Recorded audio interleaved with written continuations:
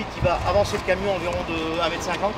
Il est toujours bon de rappeler les bons gestes, surtout pour les conducteurs en déplacement plusieurs jours, comme Daniel.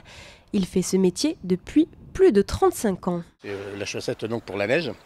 J'ai eu cette occasion donc sur Clermont-Ferrand, comme je disais tout à l'heure, d'utiliser ça donc pour monter un col. Et effectivement, comme dit donc le formateur, c'est simplement pour se dégager d'une situation, c'est-à-dire soit descendre un col ou alors il y a une route vraiment qui est vraiment sinueuse et il y a de la neige ou quoi que ce soit. Un peu plus loin, un autre atelier, l'analyse du comportement d'un conducteur sur la route.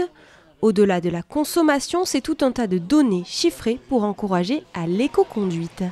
Et on a un système qui nous permet d'analyser non seulement la consommation, mais aussi la partie régime, si vous voyez ici, ce qu'on appelle familièrement le camembert de freinage. Tout ce qui est frein moteur et le restant, c'est l'utilisation de la pédale de frein. Et on va pouvoir traduire les données chiffrées qu'on avait tout à l'heure en les positionnant sur des valeurs positives ou des valeurs qu'on pourrait faire évoluer. C'est la deuxième édition de cette journée sécurité et transport du groupe Duo.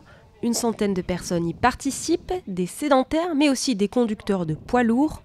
Cohésion et sécurité sont donc les maîtres mots. Pour un conducteur routier, il y a beaucoup de risques parce qu'on est à la fois tout seul, on peut être dans des endroits isolés, on peut très bien livrer un particulier, une entreprise, donc on est confronté à de nombreux risques, que ce soit industriel, routier, on doit aussi respecter la réglementation, bien utiliser notre véhicule, bien remplir nos documents. C'est vraiment un métier qui demande un grand professionnalisme, une autonomie. Prochain rendez-vous l'année prochaine, le 16 octobre 2026 à Saint-Christophe du Ligneron.